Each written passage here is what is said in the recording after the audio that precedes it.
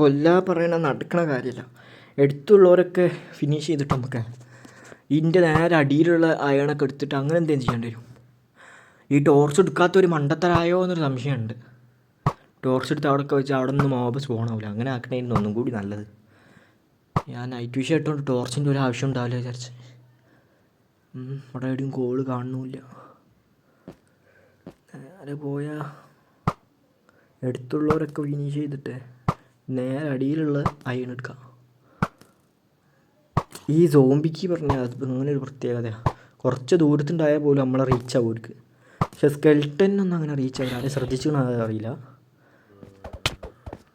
സോംബിക്ക് കുറച്ച് ദൂരത്തുണ്ടായാൽ പോലും റീച്ച് ആവാൻ പറയുമ്പം നമ്മളിവിടെ ഉണ്ടെന്ന് മനസ്സിലാവും. നമ്മളടുത്തേക്ക് വരും. അങ്ങനെ തന്നെ ആരോ കയ്യല്ലോ ഉണ്ടാക്കിയിട്ട് സ്ഥലം എവിടെയാണ്?